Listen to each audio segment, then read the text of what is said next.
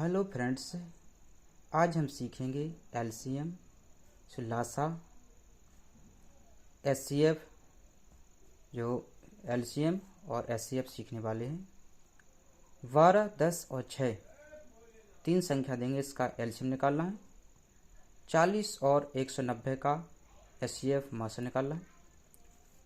तो इसकी आवाज़ गुणनखंड करेंगे। पहले लिखेंगे 12, 10, 6। एक आड़ी लाइन खींचेंगे, एक खड़ी लाइन खींचेंगे। इसको सबसे छोटी संख्या से विभाजित करेंगे। 2 से विभाजित होगी तो यहाँ आ जाएंगे। 2 × 12। 2 से 10 विभाजित होगी, 2 पंचे 10। 6 विभाजित होगी तो आएगी आपकी 3। अब फिर पुनः 2 से विभाजित करते हैं तो आएगा 2 3 6। फिर 2 से विभाजित 5 होगी नहीं, 3 होगी नहीं। अब करते हैं 3 से विभाजित। 3 से करेंगे तो 3 एकम 3। 5 विभाजित होता नहीं 3 से, जो कहते हैं रहेगा 3 एकम 3। अब फिर 5 से विभाजित करते हैं।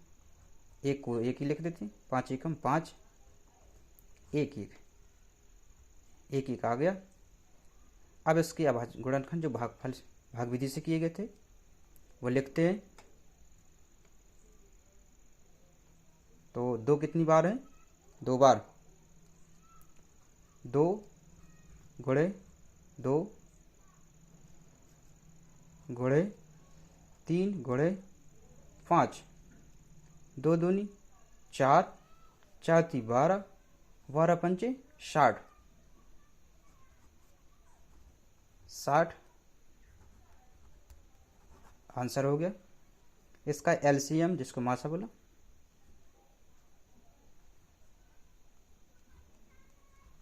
एलसीएम 60 आ गया। तो इस प्रकार से करते हैं अभाज्य गुणनखंड किए। भाग विधि से करते हैं। पहले इसको भाग विधि से किया, अभाज्य गुणनखंड किए। 2 से 2 का 12 में किया, 2 × 12। 2 का 10 में 2 पंचे 10। 2 का 6 में गया 3। पर 2 से किया तो 2 3 6। 5 में जाता नहीं, 5 को लिख दिया श्याम। 3 में नहीं जाएगा, 3 को श्याम लिख दिया। 3 का किया, 3 में 3 एकम 3, 3 का 3 एकम 3। 5 का किया तो 5 का 1 में 1 ही आएगा, 1 में करना नहीं। 5 में 5 एकम 5। तो ये आ गया आपका एलसीएम। इसका गुणनखंड लिखते हैं, लिखने के बाद गुणा करते हैं। 2 दूनी 4, 4 × 12, 12 पंचे 60। 1 हो गया। अब करते हैं एचसीएफ। इसको भाग विधि से करते हैं। पहले भाग विधि के द्वारा एचसीएफ को ज्ञात करते हैं। तो 40 का भाग देंगे 190 में, तो कितनी बार जाएगा? 40 एकम 40, 40 दूनी 80, 40 3 120, 40 चौको 160, 40 पंचे 200, तो अधिक हो जाएगा। तो 4 बार में विभाजित होगा 160। अब इसको घटाएंगे तो क्या बचेगा? 90 में से 60 चले जाएंगे, 0 में से 0, 9 में से 6 जाएंगे 30। तो आपका बच गया 30। अब इस 30 का भाग देना है इस वाली संख्या में, तो इसको लिखते फिर 40 में। अब 30 का 40 में देंगे तो कितने बार जाएगा? 1 बार। 30 एकम 30। यहाँ कितना बचेगा? 10। अब इस 10 का देंगे इस 30 में, तो कितने बार जाएगा? 3 बार। 10 का 30 में देंगे तो 3 बार जाएगा। 10 × 30। घटाएंगे तो शेष फल 0 हो जाएगा। 30 में से 30 चले जाएंगे, शेष फल 0 हो जाएगा। तो शेष फल 0 हो गया।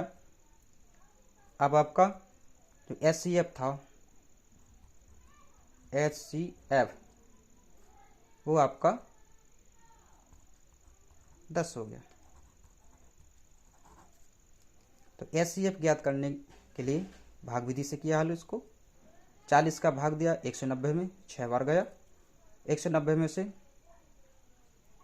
वो कितनी बार गया, 4 बार गया था, तो 160 आया था।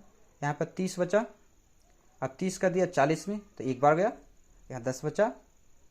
10 का दिया 30 में से 3 बार गया, 10 थी 30, यहाँ शेषफल 0 हो गया। आपका HCF 10 आ गया। इसको एक विधि से और हल करके देखते हैं,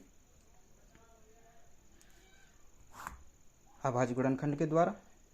तो दोनों विधि से हल करके देखते हैं। पहले 40 की अभाज्य गुणनखंड करते हैं।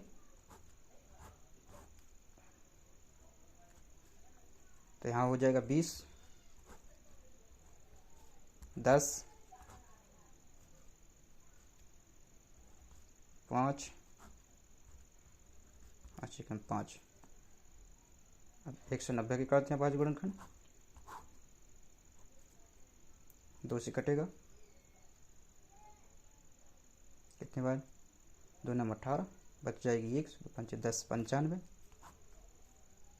अब यहाँ फिर ये कितने से कटेगा, 5 से, 5 से कटेगा तो कितने बार जाएगा, 5 एकम 5, बचेंगे 4, सो हो जाएंगे 9 बार जाएगा।